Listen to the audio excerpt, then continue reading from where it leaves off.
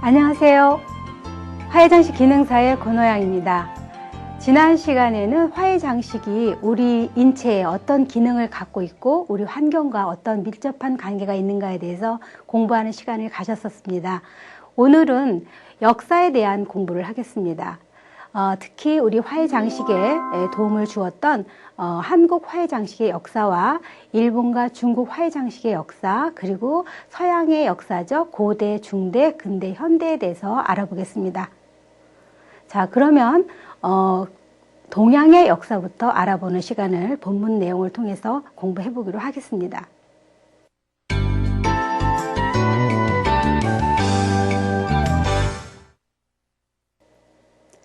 인류가 문명이 발달되면서 인간은 늘 나약함을 느낍니다.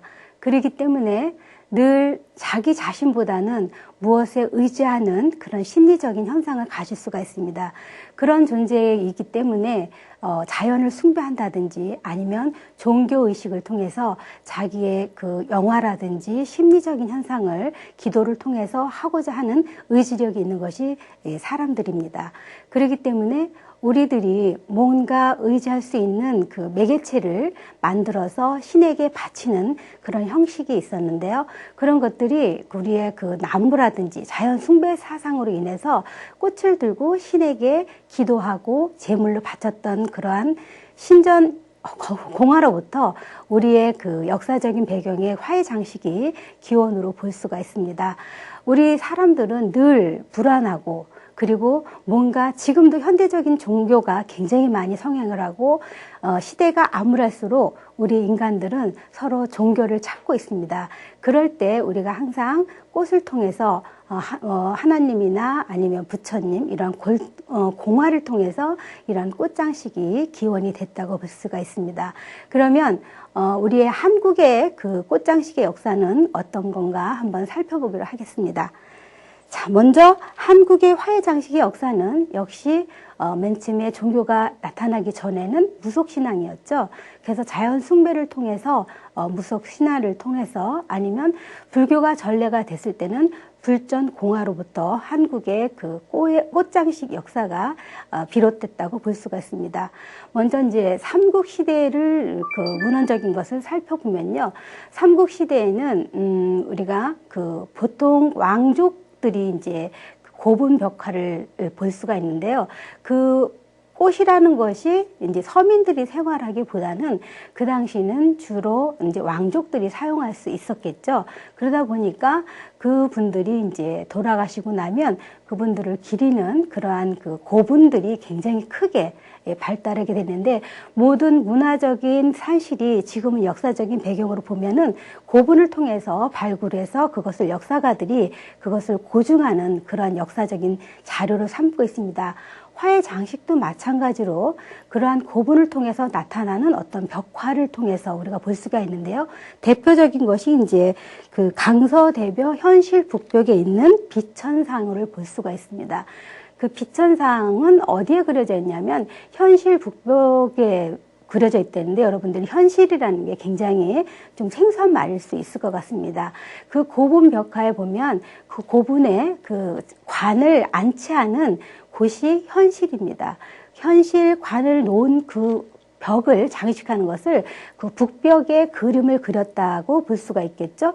거기에 보면 비천상이 있는데 천사들이 이렇게 날아가는 그 모습 속에 그 꽃잎을 이렇게 뿌리는 장면이 나오게 됩니다. 그것을 산화도라고도 얘기하죠.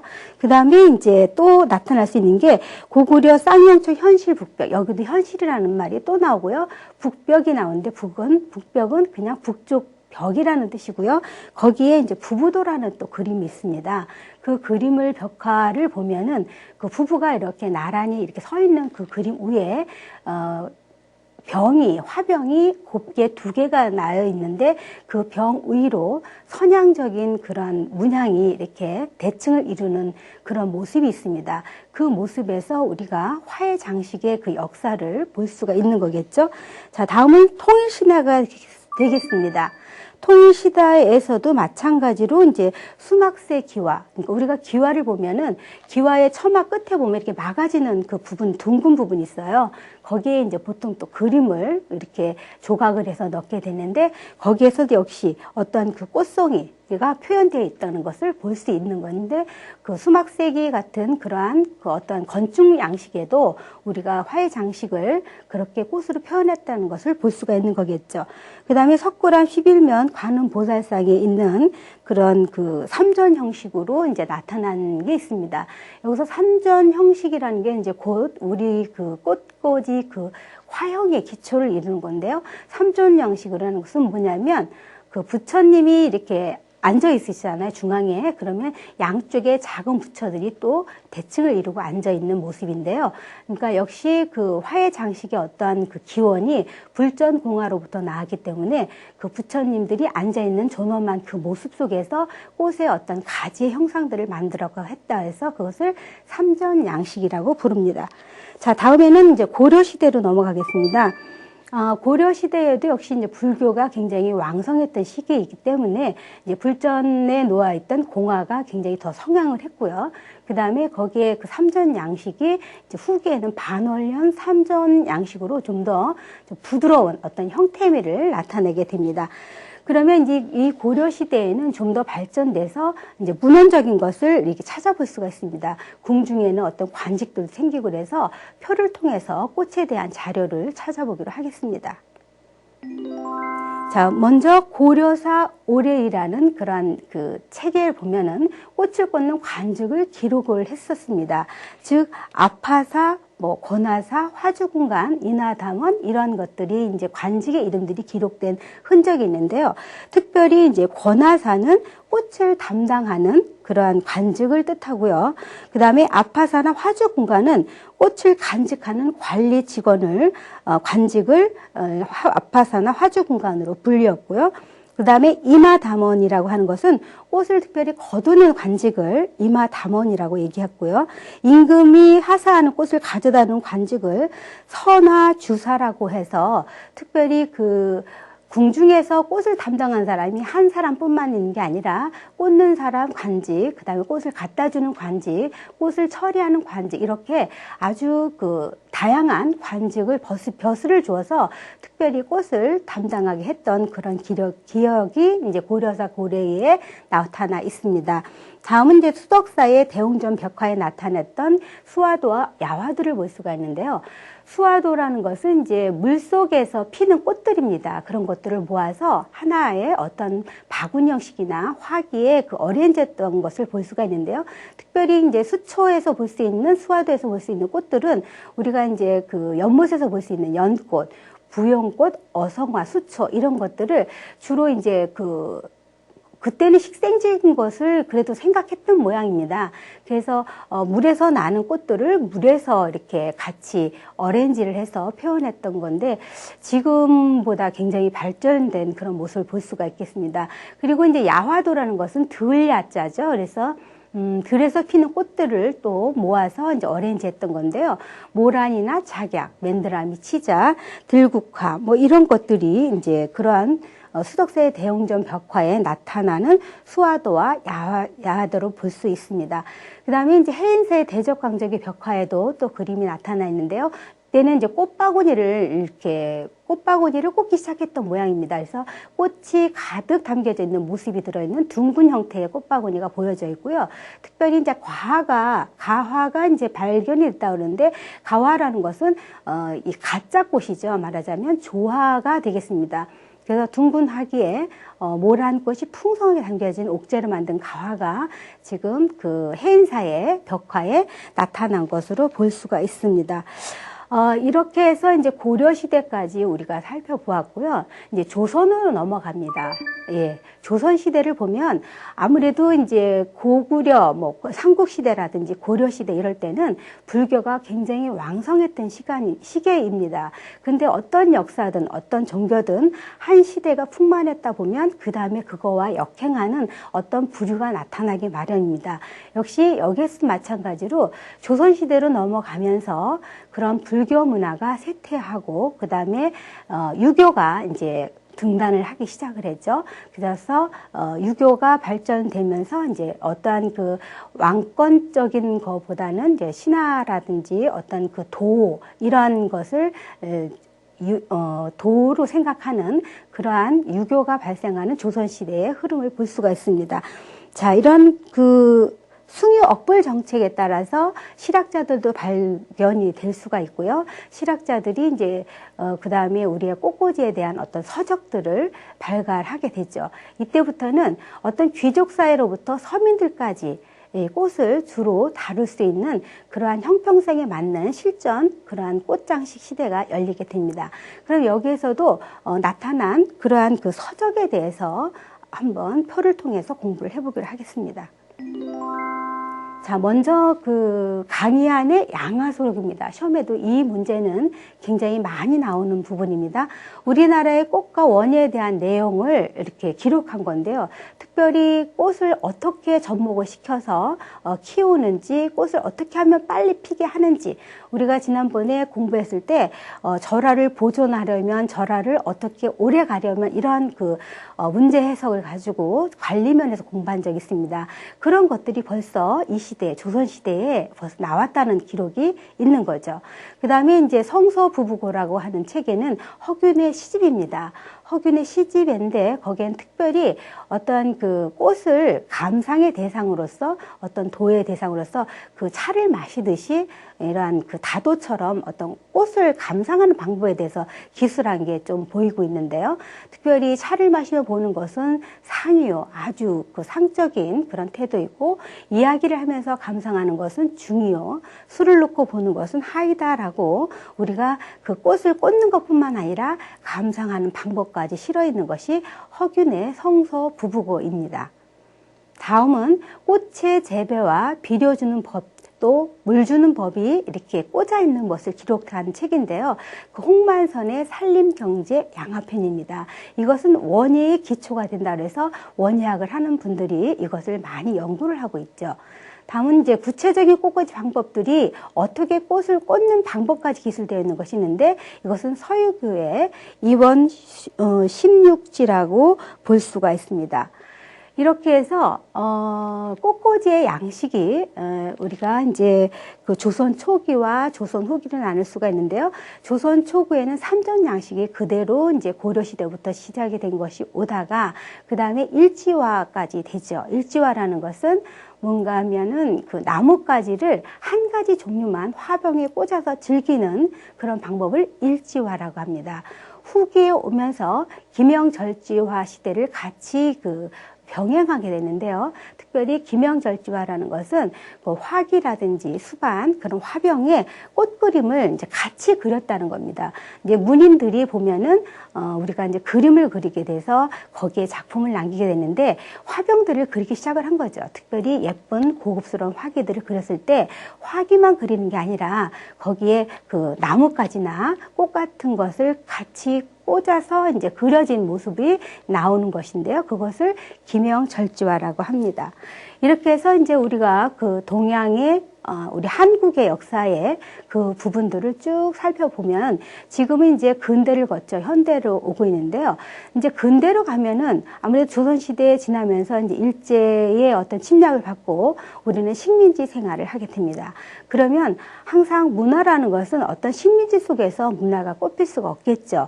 그래서 자기의 어떤 그 취미 생활이나 이런 걸 할 수가 없었기 때문에 그때는 화의 장식이라는 것이 거의 암흑기에 들어가고 발전이 없어집니다. 그런 다음에 다시 이제 60년대 초에 되면서 다시 이제 그 여러 가지 활동을 통해서 또 외교적인 그 어떤 문물 교환을 통해서 이제 화의 장식이 이제 서민들한테까지 실용적인 면으로 다가오게 되죠. 그러면서 급속도하게 이제 꽃꽂이에서 또 어떤 꽃예술 부분 그리고 플라워 디자인 부분까지 쭉 이렇게 외국의 어떤 영향을 받는데, 우리나라는 특별히 일제시대의 그 어떤 흐름에 의해서 동양 꽃꽂이의 기초가 되는 것은 이제 일본 꽃꽂이의 영향을 받았고요. 그 다음에 이제 미국이랑 문물이 많이 교류가 되기 때문에 역시 플라워 디자인이라는 것은 미국 양식에 우리가 기초를 두고 공부를 하고 있는 실정입니다. 그런 상태에서 지금은 이제 유러피안까지 들어와서 전 세계가 하나가 되면서 어떤 그 경기대회도 열리고 그렇게 모든 그 꽃 장식이 그저 취미가 아닌 어떠한 그 산업의 형태로 발전돼서 지금은 어떤 자연적인 미학보다는 신적인 미학보다는 조형적인 디자인적인 원리를 가미해서 굉장히 기능적인 면과 형태적인 면을 강조해서 굉장히 급속도로 발전하고 있는 그런 상태가 우리나라의 그 화훼장식의 현재입니다. 그러면 이제 일본에 대해서 한번 공부를 해보겠습니다.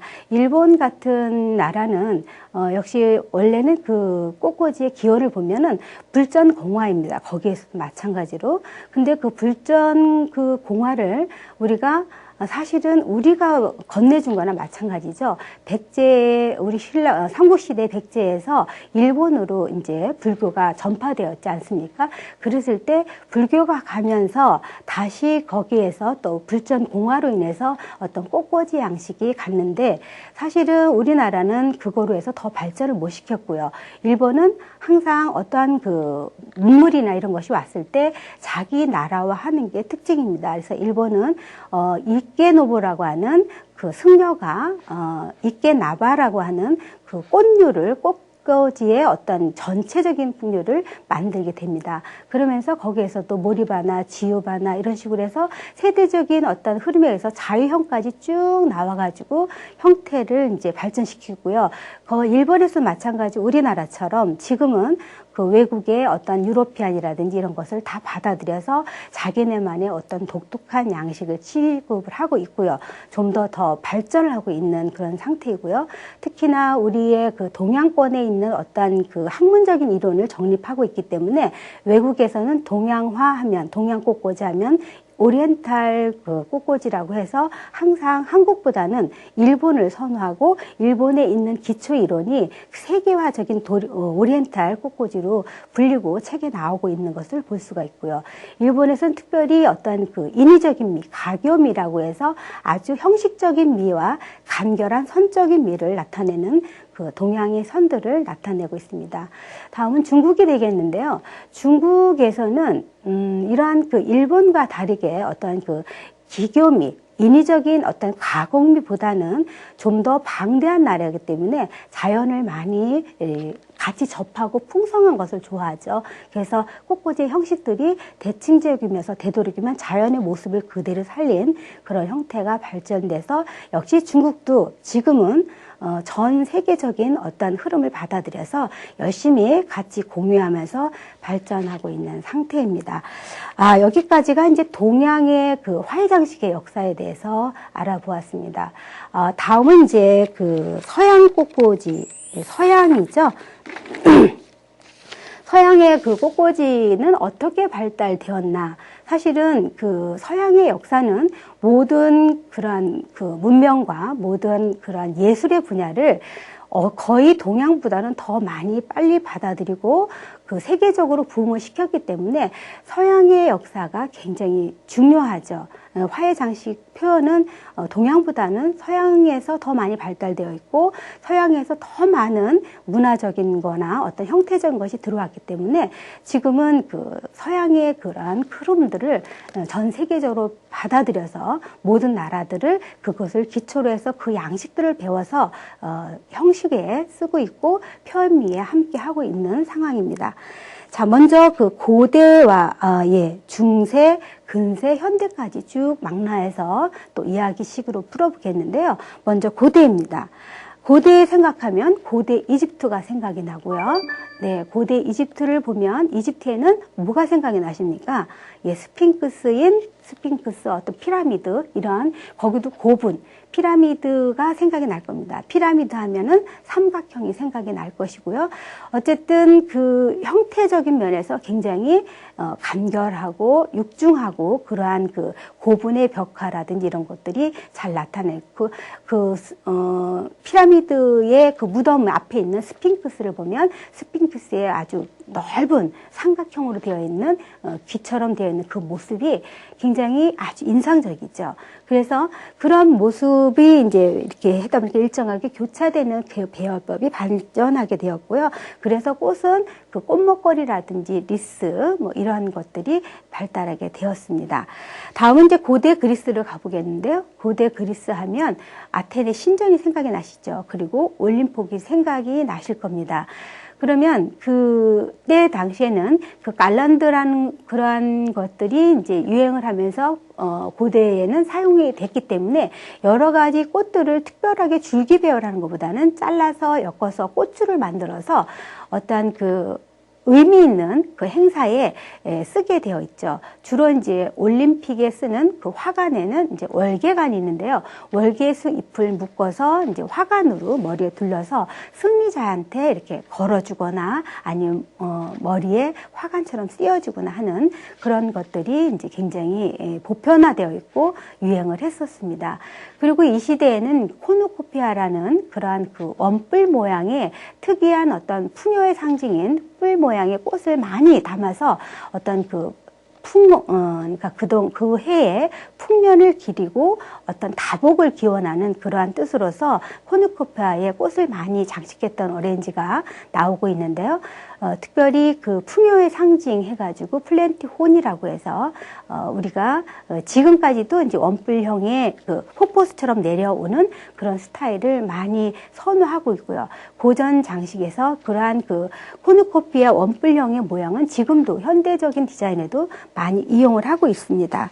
그리고 이제 로마 시대로 넘어가겠는데요. 로마라는 그런 나라는 굉장히 강대국이었습니다. 어찌 보면 지금의 미국이 전 세계를 지배하는 것처럼 그 고대에는 로마가 절대적이었죠. 그래서 로마에서 모든 그러한 그 영역의 땅이라든지 문화라든지 이런 것을 많이 지배했던 그런 시대여서 그 당시는 뭔가 좀 더 발전되는 시간입니다. 그랬는데 거기에서는 동로마와 서로마가 있었어요. 그래서 동로마의 그 비잔틴이라는 도시에 또 동로마가 세워졌는데 거기에서는 또 어떤 토피어리 형식 아니면 그 콘의 형식이 나타나기 시작을 하죠. 그래서 지금도 우리가 꽃을 어떤 빽빽하게 해서 콘을 형성할 때는 비잔틴 콘이라고 하는 그러한 원뿔형의 그런 형태를 지금까지도 우리가 공부하고 배우고 많이 쓰이고 있는 것을 볼 수가 있습니다. 자, 그러면 이제 비잔틴 시대에서 이렇게 특별히 로마 시대와 비잔틴 시대는 같이 보시면 되겠습니다. 비잔틴이라는 게 로마의 동로마의 수도였기 때문에 비잔틴 시대를 따로 하지 마시고 로마의 한 묶음으로 섞어서 이해를 해주시면 될 것 같습니다. 그러면 이제 중세로 넘어가면요, 중세에는 이제 아주 신권이 발달했던 시대이죠. 그래서 중세 하면은 어찌 보면 문예의 암흑기라고 볼 수가 있습니다. 왜냐하면 중세 때는 인간은 죽었다. 인간은 아니고 이 세계를 지배하는 모든 창조주는 하나님이고 신권이다라는 어떠한 그 종교적인 것이 굉장히 강했고요. 로마의 카톨릭이라든지 로마의 교황청이 전 세계에 어떤 법이 될 수 있을 만큼 굉장히 그 신권이 강조했던 시간들입니다. 어느 시대인가 신권이 강조되면은 인간은 자기의 감성을 불어일으킬 수가 없죠. 그러다 보니까 모든 꽃문화라든지 문예의 모든 부분이 이제 암흑기가 됩니다. 그래서 굉장히 많은 그런 시간들을 침체기에 있기 때문에 특별한 문헌이나 특별한 어떤 장식적인 효과가 발굴된 게 별로 없다고 볼 수 있고요. 다음에 이제 르네상스 시대로 이제 들어가게 되죠. 르네상스 시대는 1400년도부터 시작해서 1600년도까지 진행이 되는데요. 특히 이렇게 신권에 부딪혀서 또 반발하는 세대가 나타나게 됩니다. 너무 오랫동안 신권이 부활이 되다 보니까 정말 그 로마 교황청의 그 면죄부를 판다든지 이렇게 많은 부패 부조리가 있었습니다. 그러다 보니까 종교적인 전쟁을 통해서 십자군 전쟁 이런 것도 일어나게 되겠고요. 그로 인해서 다시 어떤 역할이 되느냐면 인간의 그 감성을 불러일으킬 수 있는 어떠한 그 다시 생존하는 인간 위주의 어떤 흐름을 르네상스의 그 예술의 부흥이라고 볼 수가 있습니다. 그래서 이 르네상스 시대는 그 문예의 부흥, 뭐 예술의 재건 이렇게 해가지고 모든 예술 분야에서 다시 활발하게 예술가들이 활동하는 그런 시기를 볼 수가 있습니다. 역시 꽃에서도 르네상스 시대에서는 뭔가 좀 화려하고 풍성하고 대칭적인 어떤 그 형태가 제대로 나오기 시작하죠. 여유 있는 꽃들을 사방에서 꺾어다가 이제 어떤 일정한 화기에다가 풍만하게 꽂았던 그래서 자기의 마음을 꽃으로 표현할 수 있고 화해장식에 표현할 수 있었던 그런 시기가 르네상스 시대라고 볼 수 있고요. 이때는 이제 화가들도 열심히 그림을 그려서 그림을 전하고 표현하고 했었는데 특히 이제 성수태고지라고 하는 그러한 그 그림에서 보면은 이제 예수의 어떤 그 마리아가 동정녀 마리아가 잉태되는 그런 순간들을 백합을 이렇게 그려서 전해주는 그림이 있는데 그것이 이제 성수태고지 그 그림입니다. 거기서 보면은 백합을 상징적으로 썼어요. 백합은 번영이라는 뜻과 순결이라는 뜻이기 때문에 예술을 통해서 뭔가 이렇게 앞으로 이 시대가 이렇게 좀 번영하고 이제 하겠다, 뭐 순결 이런 뜻으로다가 이제 백합을 그려준 것 같아요. 그런 뜻으로 지금은 기독교에서 부활절이라든지 아니면 어떤 상징적인 꽃으로 백합이 지금까지도 전래돼서 꽃장식으로 쓰고 있습니다. 자, 다음은 이제 바로코 시대로 넘어갈게요. 바로코 시대 하면 이탈리아의 왕정 시대로 볼 수가 있습니다.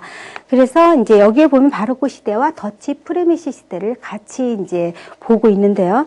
특별히 이제 바로코 시대에는 이제 곡선 굉장히 왕권 뭐 이렇게 다시 어떤 인간이 이제 이렇게 르네상스 시대 인간이 이제 많이 부흥을 하다 보면은 다시 왕권이 잡고 싶은 그래서 왕의 어떤 권한이 유지가 되는 그런 건데 이럴 때는 남성적인 미와 왕권적인 귀족적인 미가 함께 자라는 시대가 바로코 시대로 볼 수 있습니다.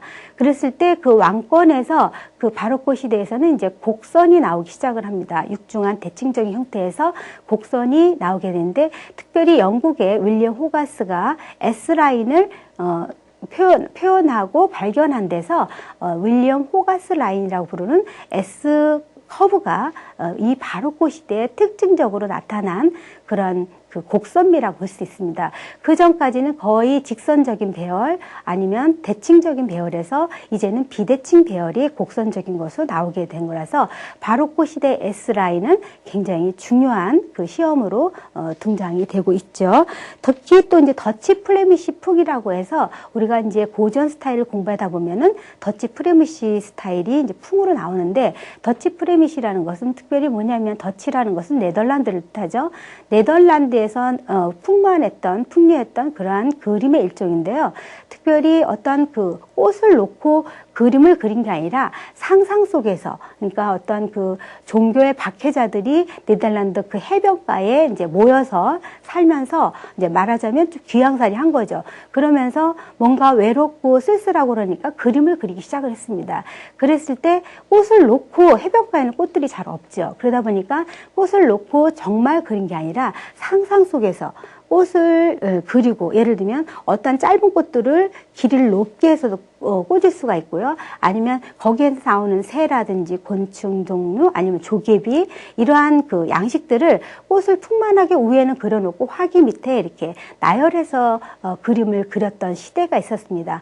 그런 시대에 어떤 그 미술풍이 곧 플레미시 스타일이라고 해서 그것이 지금까지 우리가 성전 꽃장식에 이럴 때 보면은 추수감사절 같을 때 꽃만 꽂는 게 아니라 어떤 과일이나 거기서 나온 그 소산물 호박이라든지 무라든지 배추라든지 아니면 과일 뭐 포도 이런 거를 같이 쓰는 경우가 있는데 그것이 이제 그때 나온 더치 프레미시 풍이라고 볼 수가 있습니다. 그거와 반대되게 이제 바로 이어서 나오는 게 뭐냐면 프랑스의 로코코 시대입니다. 역시 이제 프랑스 하면 어원 자체도 굉장히 부드럽게 갖고 있는 나라인데요. 그러다 보니까 바로크가 왕정 시대에 어떤 육중한 남성미를 자랑했다면 로코코는 반대로 여성미가 강조된 그러한 시대이고요. 그 다음에 뭐 우아하고 세련되고 색상도 너무 과격한 색상이 아니라 파스텔 톤이 유행했던 그런 시대가 로코코 시대로 볼 수가 있습니다. 자, 그 다음에는 이제 고전주의 부활 시대라고 다시 볼 수가 있는데요. 이러다 보니까 우리 인간이라는 사람들은 자꾸자꾸 어느 시대가 끝날 무렵에는 새로운 것에 도전하고 또 옛날 거를 그려와서 복고풍으로 데려오고 싶고 이러한 그 인간적인 회귀 본능이라는 게 있습니다. 그러다 보니까 다시 이제 고전주의가 부활하는 시대가 오는데 이때가 뭐냐면 영국 조지 왕조 시대가 되겠습니다. 특별히 이제 조지 왕조 시대라고 하는 것은 영국의 그 조지 1세, 2세, 3세의 그 이름을 따서 그 시대를 많이 가지고 있기 때문에 이제 조지 왕조 시대라는 그러한 그 문화적인 흐름을 갖고 있는데요. 특별히 이제 그 조지 왕조 시대에는 주로 식민지, 그러니까 남의 나라를 약탈하고 미국 같은 신대륙을 발견하고 그런 시간들입니다. 그러다 보니까 전쟁을 많이 했겠죠. 땅을 이렇게 침략하고 해야 되니까. 그러다 보니까 사람들이 뭔가 이렇게 목욕이 잘 할 수가 없었습니다. 씻고 어떻게 하는 그런 문화가 발달되지 않기 때문에 전염병이 돌고 그 다음에 악취가 나고 이런 것을 어떻게 해결할 수 있는 방법이 없었어요. 그래서 고안한 게 뭐냐면 식물을 뜯어다가 아니면 꽃을 뜯어다가 어떤 전염병을 악취를 물리칠 수도 있고 전염병을 묻힐 수도 있고 그런 향기를 통해서 뭔가 치료된다는 그런 뜻으로 이렇게 작은 꽃다발을 만들기 시작을 했죠. 그래서 그것이 이제 노즈게이라는 부케의 형태로 나타나게 됩니다. 이것은 미국 식민지 시대에서도 나타나 있는데요. 미국에서는 이것을 특별히 식민지 시대의 꽃이다 해서 코로니알 부케라는 명칭으로 다시 사용을 하고 있는데요. 역시 그것도 역시 보면 전쟁통에서 같이 이렇게 목욕을 하지 못하기 때문에 어떠한 향기라든지 이런 것을 향수 대신으로 쓰고 다니는 어떤 작은 꽃다발의 형태가 둥근 형태가 이제 노즈게이나 아니면 코로니알 부케로 불리고 있는 것입니다. 자, 이렇게 해서 이제 고전주의 부활 시대가 프랑스 시대 이런 식 왕조 시대 이렇게 넘어가고요. 그다음에 이제 그 독일에서는 독일과 오스트리아에서 유행했던 그 비더마이어 시대가 다시 도래하게 됩니다. 비데마이어라는 것은 이제 어떤 그 화가가, 잡지사 화가죠. 이런 사람이 잡지에 기고를 했을 때, 예를 들면, 그 비더만과 그 블루벤이라고 하는 그 시대의 그 시대상의 어떤 계파를 풍자한 데서 그 두 사람의 이름이 합성이 돼서 비더마이어라는 새로운 양식을 나타내는데요. 이때는 이것이 부의 상징입니다. 그래서 풍만의 상징이기 때문에 뭔가 풍성하고 꽂는데 꽃을 거의 그림이 없이 빽빽하게 공간이 없이 꽂는 것을 비데마이어라고 하는데요. 특별히 비데마이어 스타일은 동심 원형 스타일로 어떤 형태를 해서 나열해서 이렇게 꽂아주는 것들을 비데마이어 스타일이라고 합니다. 그림에도 나와 있죠. 자, 그 다음에는 이제 빅토리안 시대로 넘어갑니다. 빅토리안 시대에는 역시 빅토리아 여왕을 빼놓을 수가 없겠죠. 빅토리아 여왕은 특별히 그 여왕이었는데도 여자였는데도 불구하고 남자보다 못지않게 굉장히 활동적인 사람이었습니다. 그래서 이분이 굉장히 꽃을 또 특히 좋아했다고 합니다. 그래서 우리가 지금까지 그 꽃의 그 형태라든지 아니면 아파라든지 기술적인 책이라든지 문헌이라든지 거의 보면은 역사적인 흔적을 보면 이 그 영국의 빅토리아 여왕 시대에 만들어진 게 너무너무 많아요. 식물 채집 같은 걸 만들어서 식물 보관학자한테 식물을 보관하게도 만들었고요. 그 다음에 어떻게 하면 이 꽃을 오래 볼 수 있느냐 그것을 연구해라 해서 예를 들면 아파라는 거 꽃을 책갈피에 눌러서 그것을 모여서 뭔가 가공을 해서 표현할 수 있는 아파 프레스 플라워까지 이 빅토리아 여왕 시대에 이렇게 했던 거고요. 모든 그 들에 있는 꽃이나 궁중에 있는 꽃들을 모아서 야생화를 굉장히 좋아했다고 합니다. 그래서 그것을 가지고 뭔가 오래 볼 수 있게끔 담아서 화기에도 어렌지하고 형태를 그 만들어줄 수 있는 어떤 기초를 세운 그러한 그 여왕입니다. 그래서 우리 꽃게에서는 정말 빅토리아 여왕을 굉장히 존중해야 될 것 같은 생각이 듭니다. 자, 이 시기에는 특별히 꽃장식을 주로 많이 했는데 파티 장식 같은 것도 물론 많이 했겠죠. 그래서 여기에는 이퍼룬이라고 하는 2단 스탠드 꽃장식이 나왔어요. 그렇다면 우리가 어느 큰 사교 모임에 서서 하는 그 가드닝 파티라든지 이랬을 때 이퍼룬이 등장하면서 거기에 꽃만 꽂는 게 아니라 꽃뿐만 아니라 과일 같은 걸 같이 어렌드해서 같이 시식도 하고 볼 수도 있고 그러한 볼거리로 이퍼룬이 등장을 했습니다. 자, 그러면 우리가 고대, 중세까지 이렇게 다 알아보았는데요. 이제 다음은 이제 근대가 되겠죠. 근대라는 것은 항상 현대와 아주 가까운 근대사를 말씀을 드릴 수가 있습니다. 이게 어떠한 그 꽃장식이 고대로부터 쭉 넘어오다가 이제 근대에 와서는 어떤 형식적인 것이 이제 어떠한 그 장르가 좀 바뀌게 되는데요. 다양화가 되죠. 지금도 보면 현대에는 고전부터 지금까지 다 우리가 배우고 꽃장식의 필요마다 다 쓰고 있는데요. 특별히 근대에서는 아르누보라는 그러한 그 형식이 나오게 됩니다. 아르누보는 신미술이라는 뜻이죠. 그래서 인간의 그 본연의 어떤 그 느낌을 곡선으로 표현하고자 해서 식물적인 그 식물에 보면은 곡선적인 흐름이 호박 덩굴이라든지 덩굴류에 보면 순이 나오면 약간 나선형을 그리는 그런 식물류의 섬세한 부분들이 있어요. 그런 것들을 인간의 본연의 마음과 합해서 표현하고자 해서 그동안에 풍만했던 거, 빽빽했던 거 그런 거를 이제 무시하고 새로운 선 스타일, 그래서 부드러운 스타일을 만드는데 이때는 대칭과 비대칭이 같이 공존이 되면서 나왔던 그런 새로운 영역의 그런 스타일이 아르누보 스타일입니다. 그래서 이 아르누보 스타일에는 영국에서는 특별히 그 새로운 현대적인 그런 스타일이라서 모던 스타일이라고 불리고요. 프랑스에서는 물론 아르누보라는 스타일로 불리고 그 다음에 독일에서는 유겐스틸이라고 하는 어떤 그 부케 형식 그런 걸로 해서 약간 곡선을 과장되게 섬세하게 그리고 꼬리를 내릴 수 있는 그러한 형태로 아르누보가 부드럽게 자리 잡게 되죠. 이어서 이제 아르데코가 나오게 됩니다. 1925년도에 특별히 이제 아르데코는 프랑스의 파리의 어떤 그 산업 미술의 그 전시장에서 등장했던 것인데요. 주로 보면은 이 양식은 상당히 현대적인데 그동안에 있었던 어떤 아즈텍 문화라든지 그리스 문화라든지 이런 것을 같이 혼합해서 혼합 양식이 나온 겁니다. 그렇게 해서 뭔가 또 아르누보하고 또 반대되는 요소로서 선적인 요소, 파격적인 요소를 가미함으로써 뭔가 과격하고 직선적이면서도 지그재기적인 그러한 현대적인 어떤 냄새가 물씬 풍기면서 간결하고 내가 보이고자 하는 것을 핵심적으로 대비를 통해서 보여줄 수 있는 그런 과격한 스타일이 우리가 아르데코 스타일로 볼 수가 있습니다. 이렇게 해서 이제 우리가 근대의 어떠한 그 아르누보에서 아르데코 그리고 이제 현대까지 넘어오겠는데요. 그럼 현대는 어떤 양식을 우리가 주로 하고 있느냐? 현대는 모든 세계가 하나가 되는 하나의 공통인 세계에 있습니다. 화해 장식에도 올림픽이 열리고 있고요. 그래서 기능 경기를 통해서 정말 화해 장식이 평준화되고 니네 나라 거 우리나라 거 각자가 있는 게 아니라 나중에는 같이 혼용해서 써서 내가 장식면에서 내가 어느 면에서 그 디자인이 필요하다라면 서로 공유하는 시대가 됐습니다.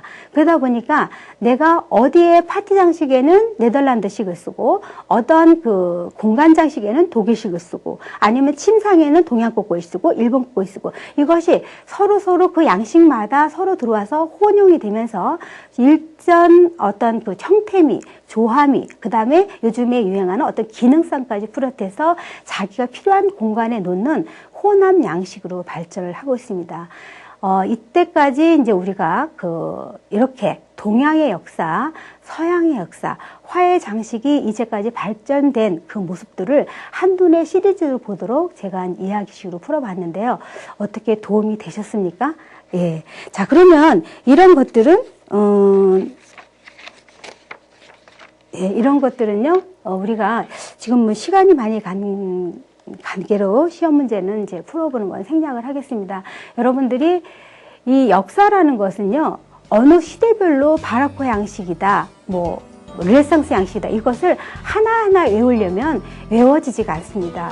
뭔가 역사적인 배경을 통해서 그 시대에 그런 문명이 나올 수밖에 없었고 그때는 그렇게 그런 스타일이 나올 수밖에 없었다라는 것을 필연적으로 줄기부터 뿌리째로 이렇게 엮어가면 여러분들이 굳이 외우지 않아도 달달 외우지 않아도 그 흐름의 맥을 통해서 충분히 문제를 맞출 수 있을 거라고 생각을 합니다. 이 시간 여러분들이 좋은 그런 역사에 대한 공부를 나누었다고 생각을 하고요. 지금 제가 어떠한 배경적인 설명 이런 거 놓치지 마시고 기억하시고 시험 문제 파는데 도움이 되셨으면 좋겠습니다.